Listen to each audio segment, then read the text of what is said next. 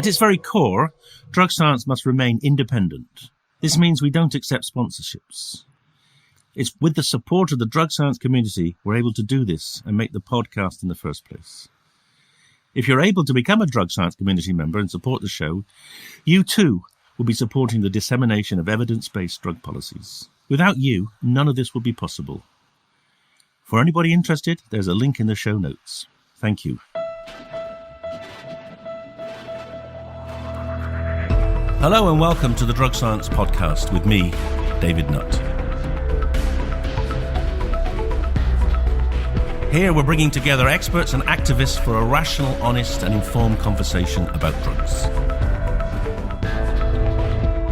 A Fascinate Productions podcast for drug science.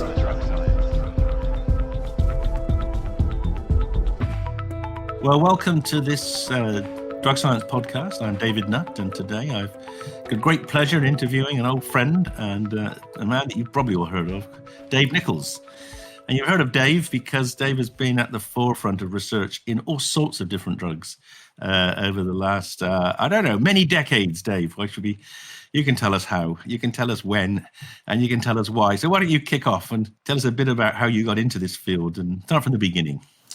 Well, I wanted to study psychedelics when I was a graduate student. Went to graduate school in 1969, but there was no one really doing it. There was a fellow at the University of Iowa, Joe Cannon, was the head department, who was looking at quinupridine benzoate. It was an atropine-type compound. Right. When I got to Iowa, that was as close as I could get to a psychedelic. Right. Because no one else was studying it, really. Well, when I got to Iowa and I had a fellowship, Joe Cannon had stopped working in that area and offered me a project dealing with apomorphine, which didn't really excite me at all. You probably know apomorphine makes you violently sick and vomiting. Indeed. It does, yes. And all the literature was in German, which I didn't enjoy reading a lot of German. So there were some other faculty, and even though I had a fellowship and I had communicated with him, he said, well, you can work for anyone, so interview the other faculty. So as it happened, I interviewed a fellow named Charlie Barfnick, and I had no clue what he was doing. He hadn't published anything, a young assistant professor. And he talked about the projects in his group, and one of them was looking at mescaline metabolites. Well, there aren't any mescaline metabolites. It's mostly excreted unchanged. But I got really interested because I had absorbed all the knowledge that was out there on the psychedelics. Shogun had published a paper in 1969, structure-activity relationships of one ring, psychotomimetics. And so I knew all that. So I started talking to him, and he was sort of throwing some facts out, and then I would correct him and say, well, what about this, and didn't Shogun do this, and all that. He pretty quickly realized that I knew quite a bit about the field, and I had a fellowship which paid my tuition, gave me money for laboratory supplies, and gave him some money. So as it happened, he got really excited and said, well, you could work for me. So I got into what I wanted to do, but had not really seen anybody else doing it. And Charlie basically turned me loose in the lab. And I had worked my way through my undergraduate degree by going to school at night, and I was married, and I had a young son, and I'd done that for 5.5 years. Get up, go to work, then go to school till 10:15 at night. I did that for 5.5 years, so I was really burning the candle at both ends. So when I got to graduate school, all I had to do was take a couple of chemistry classes and do research. So it was kind of like a vacation. And Joe Cannon had thought that this project, you'll be able to finish this off, go out, get a job, start making money and supporting your family. And he didn't understand how hard I'd been working in the previous 5.5 years, and I wasn't really interested in going back to work and making money again. So that was another aspect of what he offered that kind of turned me off. So in Barfnick's lab, I just pretty much did whatever I wanted. He'd come in and talk to me in the morning about, how the Green Bay Packers had done playing football, and then basically we'd chat for a few minutes and he'd leave, and I just worked like crazy. And it was so much fun because when I'd been working in industry, I always had 2 or 3 projects running simultaneously, and I kept separate notebooks, and I was rated as one of the most productive technicians where I worked in the daytime. And so graduate school was really like a vacation. I was doing all the things I really liked, and finished up what we talked about as a master's degree in my first semester. So that's how I got into it. And what's happened since? Well, How did you so stay in it? Because it's quite hard to develop a research career in a field like this, isn't it? yeah, it was. So when I finished my PhD in early '73, I moved over to the medical school and did a postdoctoral fellowship in pharmacology with J.P. Long. And so over there, they were testing a lot of the compounds that I had made for my PhD. He had a Chinese postdoc named Shen Chang, and he was using the dog dorsal metatarsal strips. I mean, it's just a smooth muscle assay, looking at the contractile effect, etc. So I went over there and I learned how to do some assays. I wrote some programs for their computer, and basically just became familiar with pharmacology in general. So when I went to Purdue and interviewed, they were looking for someone that had the ability to bridge both pharmacology and chemistry. So I was a natural choice for him. I had published a lot of papers as a graduate student, I think 15 or 16 papers, been very productive. Years later, the head of the department told me that I was the best graduate student they'd ever turned out, and up to that point. So I guess I impressed some people. So I got to Purdue, and I just basically kept doing what I'd been doing. I really didn't know much about the academic world. Barfnick had never really had a grant. I worked off university funds and my fellowship and so forth. So I just kept doing the same thing. I had a little startup money. I had a bunch of undergrads that worked in the lab. Just kept doing the same thing, working on mescaline analogs mostly. And then the department chairman, who was a German guy who had visions of growing the department quite a bit, told me one day, after a couple of years, you need to get a grant and get some hands in the lab working on your ideas. And so then I learned how to write a grant. Fortunately, it got funded on my first grant, sent it to NIDA. And that grant I was able to keep funded for 28 or 29 years. Can you remember what it was about? What was the theme? Well, when I started, my question in the beginning was, what does a receptor look like that accommodates both LSD and a phenethylamine like mescaline? Right. And so it was focused on making derivatives of mescaline that would sort of look like ergolines, tying the side chains around and making rigid analogs, with the idea that I was going to figure out how phenethylamines could bind to the same receptor that LSD bound to. These days, we have to have if we're going to get a grant, there's got to be an impact. How would you be persuading people to fund you to do psychedelic research? Well, this is 1974. There was a lot of interest, a lot of recreational use, the war on drugs. And basically, NIDA wanted somebody to do structure activity studies and just map out the lay of the land. So I probably had some specific hypotheses, but they would be more related to, well, we hypothesize if we make this molecule, it might be active. And then I draw parallels to the structure of LSD or tryptamines. So it was not as hypothesis driven in those days. And then, of course, as time went on, my hypotheses became more focused. But they were all generally trying to study the structure activity features. What was it about the molecule that made it active? What parts of the molecule did you need for activity? Was that the chemical series from which you started making the N-bombs? No. That was the N-bombs were much later on, almost near the end of my time, when there was a technician that had worked in Rolf Heim's lab, and he had sent me a copy of a poster that Rolf had given at a meeting and was talking about these things being effective. And I think Rolf had used a rabbit ear artery assay, something like that. And we had drug discrimination and a bunch of more relevant assays, and the compounds were so trivial to make that we just made a bunch of them and said, why are these things so active? Because we didn't think they should be. Because if you take mescaline and put a simple methyl group on it, it kills its activity. So how could you take a molecule like that and put a large N-benzyl, which is quite large, and it retained its activity? So that was the question. And we looked at whether they were active in our rat model, which were rats that were trained to recognize the effects of LSD. So they were quite potent in the rat model. And so we published that. We did some mutagenesis work. We modified the amino acids in the receptor to try to figure out what the N-benzyl was doing. And came up with the hypothesis based on a very crude model we had that it was a particular phenylalanine residue that was in helix 6. And so we published that along with the mutagenesis studies and some drug discrimination studies. And that's the paper that everybody keyed in on, rather than the original German work that Heim had done. Yes, it is kind of weird, isn't it? You look at psilocybin, which is a kind of tiny little molecule, looks just a bit like 5-HT. And you look at LSD, which is a massive molecule, 3 or 4 times as big. And then you say the M-bombs have also got these weird side chains. There's like serotonin with lots of big side chains. How would you explain to the non-scientist or the non-chemist anyway how they work? I mean, is it why would there be so much flexibility in the binding site, so to speak? Well, the binding site is flexible. It's a G protein coupled receptor, GPCR. And we know that they are pretty flexible. They're always kind of fluctuating and moving when they're in the membrane. They're not static and fixed. And so they can accommodate lots of things. So serotonin is the natural transmitter that fits in there.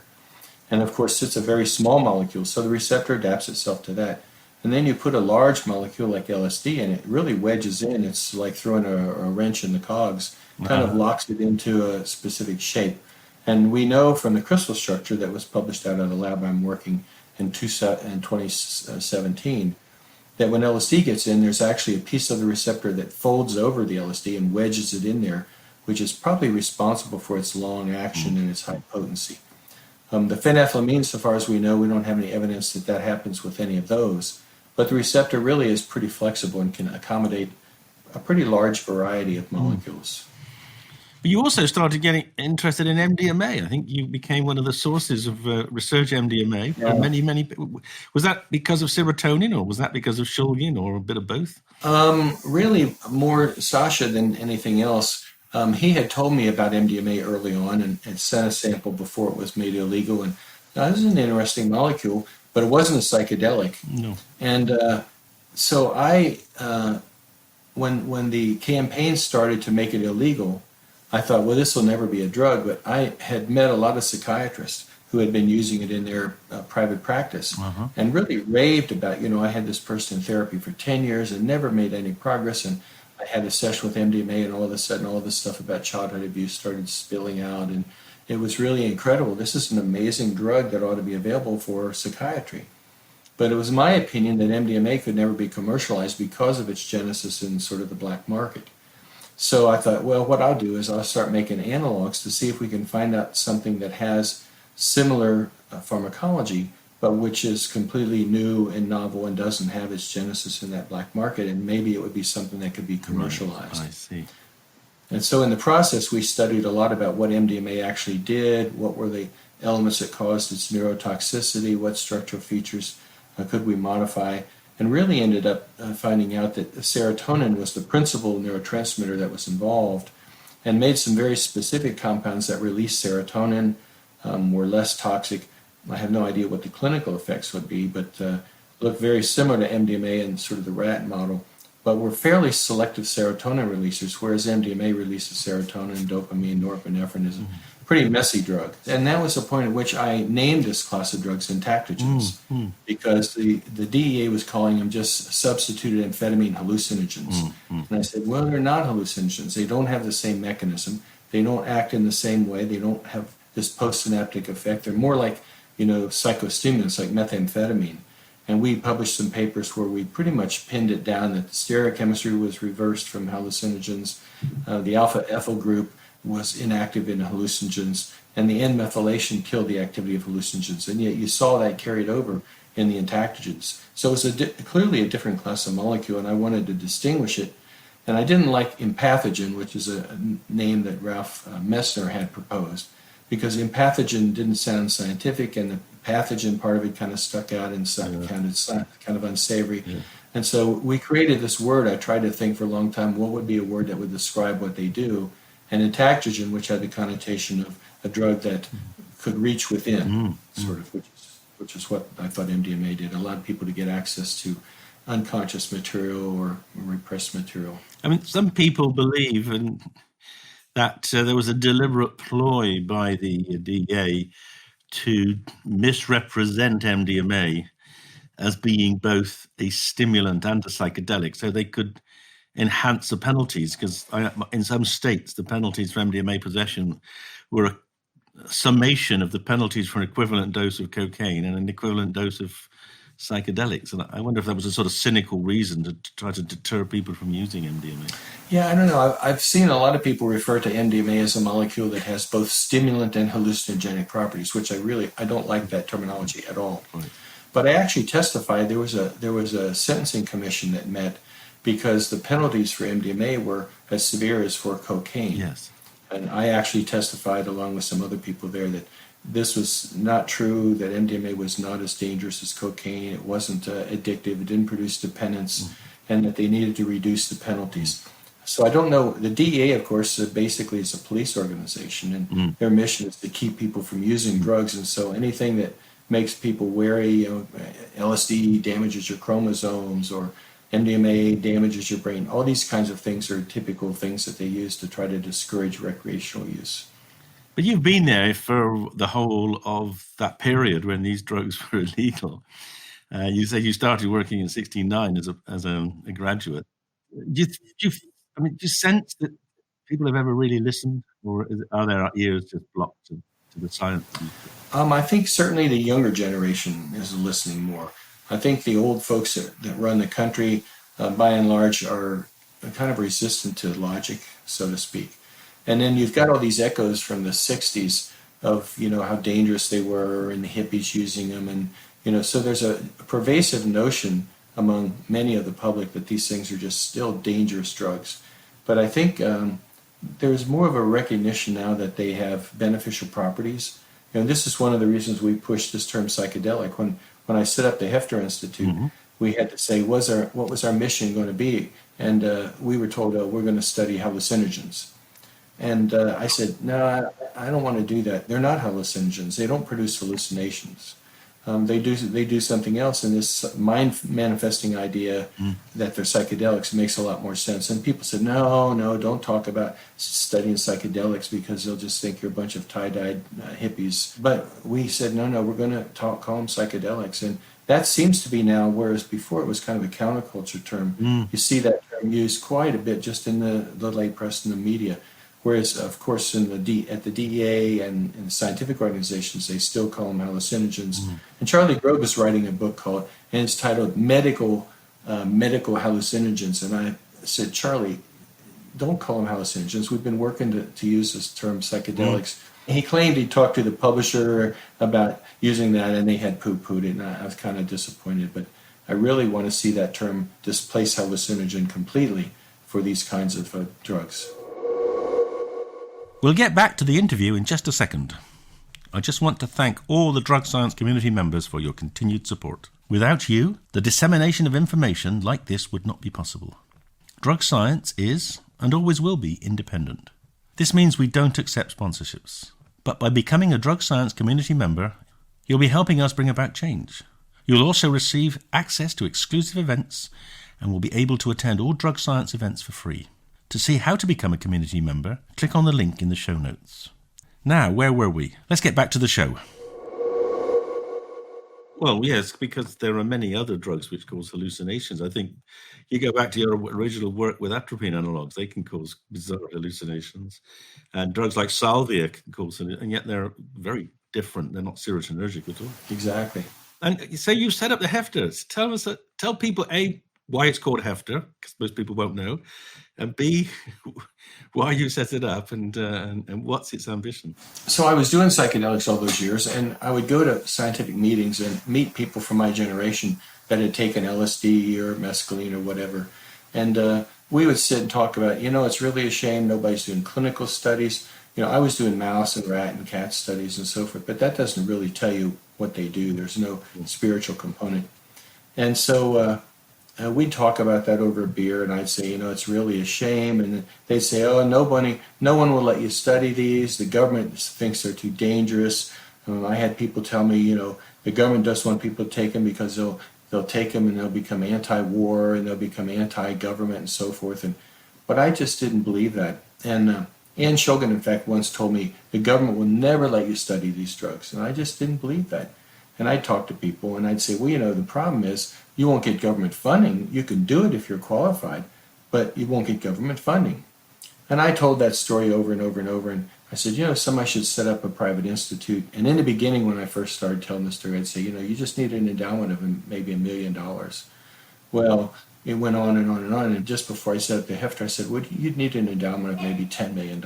And even that, would have been more then. And so I didn't do it because I was a PhD. I didn't have an MD. And I really thought, to do the clinical work, you need to have some MDs on board and somebody who knew more about the clinical science of it.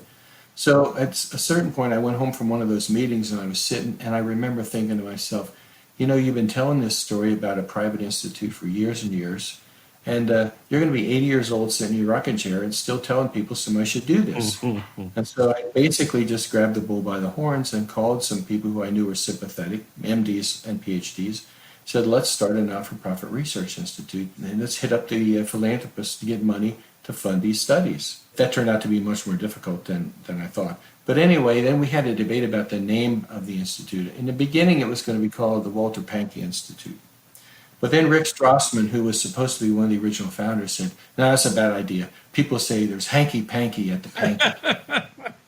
And so I thought, oh, geez, well, what should we do? He said it should be called something real nebulous, like the Triangle Institute or something like that. I didn't like that at all. So I started reading, and I had Bo Homestead had written a book about sort of pioneer pharmacologists, and he had a section on Arthur Heffter, who I didn't know much about. Arthur Heffter is vastly underappreciated. The guy he was a genius. He had an MD, he had a PhD in pharmacology, a PhD in chemistry. He was a top public health official in the German Empire at the time he lived. He discovered the hair test for arsenic. They used to have lead caps in their beer bottles, and he said, you got to take those out. People are getting lead poisoning. He was really the guy that anybody went to with any public health issue. He was a lover of music. His PhD thesis was dedicated to one of the classic musicians. He, by all reports, was loved by all of his students. They had a retrospective on the anniversary of his death in the 50s. He died, I think, in 1925. But one of his students said, we'll never know how much he actually did, because a lot of times he would give an idea to one of his students. They would do the work, get ready to write up, and come in and want to put his name on as a co-author. And he would say, no, you did the work. And he'd say, but it was your idea. No, you did all the work. And for a German scientist, the way the German system works. Yeah. The guy who's the head of the lab has his name on everything, whether or not he had any input. So he was really a beloved guy, and he was the guy who had first identified mescaline as the active component of the peyote cactus through self-experiments. So he isolated all the individual alkaloids, took each one, and found that mescaline was the active compound, and published that. And at the time he published it, it was said to be one of the most impressive papers published in the pharmacology of that era. So I thought, this is a perfect guy to name, and we just named it the Hefter Institute. Well, Rick Strassman didn't like that. He thought it was going to indicate that we were all taking a bunch of drugs. And I said, no, that's not what Heffter did. And we had a debate back and forth. And I said, no, I'm not. I like this guy. He's the perfect guy to represent the Hefter Institute. And we stuck with that. And then Rick, of course, got upset and dropped off, and we replaced him. But that was sort of the genesis and of it's been going how long now? 20, I think almost 26 years, 93, well, to almost 27 years, yeah. And I mean, we're grateful you gave us some pump priming funding when we wanted to kickstart our first psilocybin study, so thank you for that. And yeah, we basically have tried to sort of restart the field. And I think the Hefter Institute doesn't get enough credit for the work we did. The people who are in the know realize that we really have, and we're the ones really that pushed psilocybin. We had a discussion about what drug to use in these clinical studies. And we thought, well, in the beginning, Charlie Grove was going to use MDMA, and the first study was going to be in terminal cancer patients. But Charlie was very uncomfortable giving MDMA to people who were severely sick. He thought, it's a stimulant, it's going to stimulate their cardiovascular system, and I just don't want to do that. Well, what should we use? And we talked about, LSD, but LSD is a long-acting drug, and we thought it would create a media feeding frenzy, that all of a sudden newspapers would be saying this group of people were giving LSD to dying people, and it just wouldn't sound very good. Plus, it was long-acting. You'd have to put people in the clinic and keep them overnight. And so then we talked about mescaline, which had a long history, but it also is a 10-hour, 11-hour acting drug. And a lot of people get nauseous and vomit when they take mescaline or peyote. So we thought, we don't want to take sick people and give them something that makes them sicker. So then the next thing was, what about psilocybin? And we knew it had been used for millennia, and people in the U.S. were eating mushrooms, and it had a history of safety. So we thought, it sounds pretty safe. People have used it. It had been used before. So we decided to really push that. And I had done some work kind of improving the synthesis of psilocybin. I'd been trying to make it for Rick Strassman. He wanted to go from DMT to psilocybin. And there was a tricky step there that used a reagent that would spontaneously detonate. It's what Albert Hoffman... A bomb. It's what It's what Albert Hoffman had used and Sandoz had used in the beginning. It's a dibenzyl phosphorochloride is what it's called. But I read, and it can spontaneously detonate when it's without any solvent. And so my technician, Stuart, said, I'm just not comfortable using that. And it would be really difficult to get it. It came as a benzene solution. And so we searched around and found a tetrabenzyl pyrophosphate, which is what most people have used for the synthesis. So we kind of improved that. And then a Japanese group improved it better. And then the group at USONA, Alex Sherwood, they refined it a little bit further. But, the fact that psilocybin is being used was kind of a decision that we consciously made in the beginning. And it's really gratifying to see that that's really taken off, because I think it really is one of the ideal drugs in terms of its overall intensity and the short duration of action. Absolutely. And we didn't know in the beginning whether it would actually work in treating people like LSD. It worked, in the cancer patients. And so that first study with Charlie, when he used it, it did work. And so that was really gratifying, because maybe it wouldn't have worked. Maybe there was something special about LSD. We just didn't know. So we tried to find an indication where we get a lot of bang for the buck. What would we do with our first study? And the things that had been done most successfully were the treatment of cancer patients with LSD. So that's kind of how everything got started. Well, yeah, and you're still functioning as well as ever, are you? Are you still getting your donations, or? Yeah, we still have some studies. We've got a study of OCD at Yale, a study of AIDS survivors, devastation there. We've moved over to try to help raise money for a psychedelic research center at other universities, like Johns Hopkins got a commitment of $17 million. So we're working now to try to fund other centers, to find the donors to fund some other centers to do that research. It's not so controversial anymore. You imagine Johns Hopkins as a whole center to do psychedelic research. So Yale and UCSF and some other places now are going, maybe we should get in on the action. That's right. You can't be left behind, can you? No. But you've been fighting, or at least having to accommodate the DEA all your professional career. I mean, has that been a big challenge, getting licenses to make these things and store them and use them? It's not. It certainly wasn't in the beginning. And my Schedule 1 license, I had 15 different substances on it. You may know that you can't just have a broad license. I didn't know that. Like for Schedule 2 or 3, general narcotics, etc., psychostimulants, you just get a license for Schedule 2, 3, or 4, and it covers anything you want. But the psychedelics are in Schedule 1. And for Schedule 1, you have to have a specific drug identifier for each drug you want to use. So I had 15 that covered, all the phenethylamines and some tryptamines, and we made LSD for our rats. I never really had any trouble, but they've changed. In the beginning, you just had to request it and tell how much you needed and what you were going to do with it. Now the regulations have got a lot tougher. After you write up a protocol, they send it to somebody at FDA who says whether the work should be done or not, which they never used to ask that. If you were a scientist, you could say, I want to study it, and you could request a sample and get it. Now they want to be sure that you've got a reason to do it, and they read your protocol, and you have to have a facility that you can't break into. New York University, they told me when they started using psilocybin, the local DEA, you see, have state DEAs as well as the you have a federal double DEA. whammy. How nice. Yeah. So the state DEA agents came in, and they had an 800-pound safe that they had bolted down to the floor, but they said no.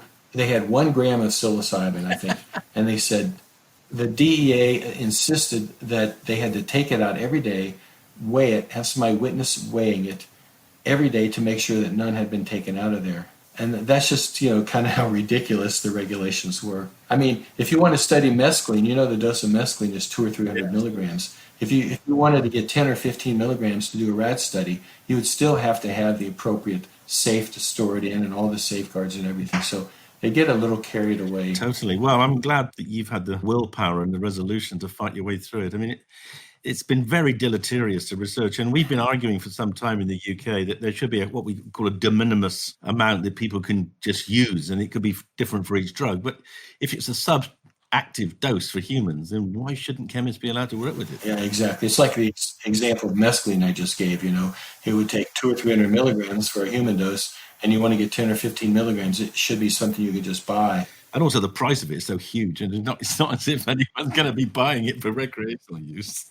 No, it's pretty expensive. Yeah, they charge you for the paperwork just to handle it. Yeah, absolutely. So one of the things that you and I have actually talked about before, and I got you to write a paper on, was DMT. Ever since Strassman, the spirit molecule, everyone has assumed that DMT has got something to do with the soul and the brain. And I remember hearing you speak at Breaking Convention a few years back about the DMT and end-of-life experience. And you did such a great critique of that I got you to publish a paper in Psychopharm. Do you want to tell people about that? Because I think it's a very good example of how you can apply analytical science and pharmacology to an interesting but probably wrong theory. Well, I got invited to give a presentation on DMT as a neurotransmitter. In the invitation, I said, well, I'm the wrong guy because I don't believe DMT is a neurotransmitter. He said, well, that's precisely why we want you to come, because it's going to be kind of a debate thing. I was the only one on that side of the debate, as it turned out. And so it was a mixture. There were a bunch of people that were very unhappy with what I said, but there were other people that came up and said, wow, that was beautiful, you need to write that up, it's great, etc. The problem is, with respect to a generation of DMT from the pineal gland, one of the key problems is pineal gland weighs about 180 milligrams on average. And Strassman had done a study, he'd given DMT intravenously. He and Andrew Gallimore had published a paper where they said, if you did an intravenous continuous drip, you could put people into that DMT state and maybe they could communicate with these aliens that are out there when DMT. So they had said, you need based on and Strassman, when he had done his original studies, had looked at plasma concentrations of DMT. So they had decided in order to get people to that state, you'd have to give them 25 milligrams. So I said, well, the principal function of the pineal gland is producing melatonin, and it makes about 25 micrograms in 24 hours, and that's what it's supposed to do. I said, now you want it to make 25 milligrams, 1,000 times more? It's just not going to happen. So I got a lot of pushback, and then people said, well, and the enzyme that methylates it, indolamine N-methyltransferase, INMT, occurs throughout the body and the lungs, and people said, well, what's it there for? What's it there for? Well, the first study of INMT was done by Julius Axelrod, and he took some rabbit lungs, made it homogenate, and threw in tritium-labeled radioactive S-adenosylmethionine to see what came out. And what came out was N-methylserotonin. Didn't get DMT out. And actually, I've had some discussions recently with some pharmacologists. I said, what does N-methylserotonin do? Because if you've got INMT, if that's the preferred substrate, suppose you have a serotonin syndrome, maybe that's an enzyme that somehow deactivates it. Does it have less of a vasoconstrictor effect? And there's no literature on N-methylserotonin. But anyway, I said, it doesn't make sense. There's no evidence, to the amount you have to smoke to get an effect. The pineal can't produce that. And then there's been another paper that they've done. They've said, well, the messenger RNA for INMT is in the brain and pineal gland, and so that must mean it's producing DMT and all. But it's scientific pseudoscience speculation. So basically, I don't think that's what's going on when you have an out-of-body experience. You don't need to invoke the formation of endogenous DMT. But there's another area that I think is really important, and there was a webinar on psychedelics a couple of weeks ago. I think you might have been talking on it. I was talking on it. And the question was being raised, and you've helped me with this a lot. It was about the 5-HT2B receptor risk with all current drugs, because as we know, the psilocybin, LSD, even DMT, they have some impact on this 5-HT2B receptor, and there's been, people are using the 2B receptor as a sort of scare among, people say, oh, well, these drugs could be dangerous. You just explain to people, what that theory is and how you've kind of dismissed it in terms of the dosing and the traditional dosing of psilocybin, intermittent dosing. It's very unlikely, I believe, for psilocybin to have any relevance to the 2B receptor. But could you just share your thoughts on that, please? So there was a drug combination called fenfluramine and phentermine, that was available for weight control years ago. And it basically raised levels of serotonin in the body. And what they found is that people that were taking fen were developing cardiac problems, cardiac myopathy, and the valves were becoming fibrotic. So the 5-HT2B receptor stimulates growth of connective tissue. And so for people that were taking fen-phen on a daily basis, this was causing cardiac problems. So they tracked it down to the activation of the 5-HT2B receptor. And then there were a couple ergot derivatives that were used to treat Parkinson's disease. Pergolide was one, or Permax. And they also activate the 5-HT2B receptor. So they went back and looked at some of these Parkinson patients who had been on these ergoline anti-Parkinson drugs chronically and found that a percentage of them also had these cardiac myopathies, cardiac fibrotic valve thickening. And that again was traced back to the activation of the 2B receptor. So all those drugs have been taken off the market because of that. So psilocybin or psilocin and LSD, they activate the 2B receptor. But in the cases of the cardiac valvulopathies, it was really a situation where people were taking these every day chronically. And so I've argued that, if you take it once or twice a year or whatever, every few months, you don't have the constant stimulation there.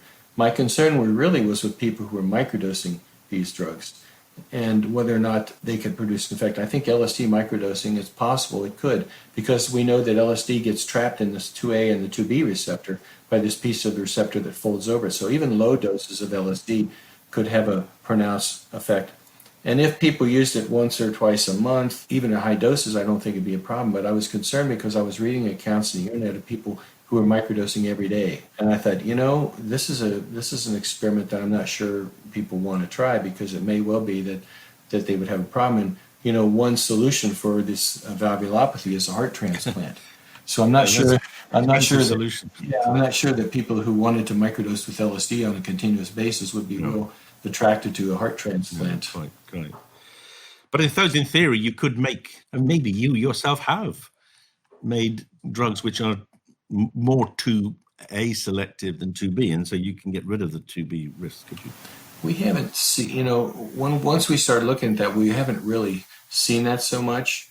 It's quite possible you could design drugs, but the 2A and the 2B receptors are so similar in terms of their amino acid sequence. I think it would be a tricky thing. You'd have to really do some virtual docking on huge, multi-million libraries and dock them into the 2A versus the 2B, and maybe you'd find something there that you wouldn't be able to predict. But I think it's a difficult problem. Of course, the fact that they're so similar is why people, because I believe the crystallization was the 2B, and we're making inferences about the 2A from the 2B. Is that right? Yeah, but I have seen the crystal structure of the 2A, which will probably be published later this year, and it's basically the same argument. And it also has that same flap that locks it in there. Yeah. So let me just. So that the flap explains some, the very long duration of action of LSD. Now, one of the questions that always intrigued me was that people say you don't get tolerance to DMT. You get acute tolerance to LSD, possibly because it sits there. Do you think that's true? DMT tolerance doesn't exist, or is it just because it's around too short a time that the adaptive changes don't occur? Yeah, I think that's one possible explanation. LSD gets trapped in the receptor and stays for hours and hours and hours. DMT, as far as we know, doesn't. But there's another thing called ligand bias. And to be internalized and develop tolerance, you need to recruit this transmitter molecule called arrestin. And LSD does that quite effectively. So no one has really looked so far, although I expect we'll see those papers in another year or two. No one has looked in detail at what DMT does. It's possible that DMT does not lead to the recruitment of arrestin. That would make it different. So it could be the short occupancy of the receptor, but it also could be that when it's in there, it's not recruiting arrestin. And one of the other things people have asked me to ask you is about, do you have a view on natural versus synthetics? Well, the chemists are natural and they make the drugs, and if they're the same as the drugs that are in the plant, there's no difference.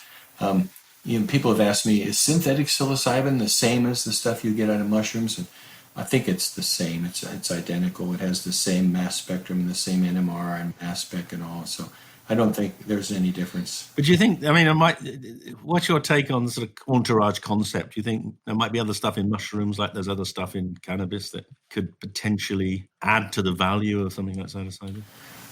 With respect to the mushrooms, there are things like baeocystin and norbaeocystin, which are like psilocybin, but they only have one methyl or no methyl groups. Now, this past year, Alex Sherwood, working up at USONA, has made baeocystin and norbaeocystin, and in the studies they've looked at, it doesn't seem like it doesn't produce the mouse head twitch, for example, and they may be degraded more quickly. But it's possible that in the context of a mixture with psilocybin being there, maybe it some inhibits MAO a little bit. So maybe these could add something to it. I used to think that baocystin maybe really made one class of mushrooms more effective than others, which there are some that I think Mexican, I think, may produce more baocystin than cubensis, for example. And people say, well, these mushrooms were more visual. So I thought there might be something to that, but at this point I'm really kind of antagonistic toward that idea, that I don't know that they really do anything, unless there's a component in there like an MAO inhibitor at low concentration that nobody has identified because they've been looking for tryptamines. And there might be some natural MAO inhibitor that no one has pulled out of there. And I think an MAO inhibitor with psilocybin would have a profound effect, because I know people that have taken small doses of ayahuasca and then taken psilocybin. It really intensifies the effect of psilocybin. So the beta carbolines in the ayahuasca probably are having an effect there.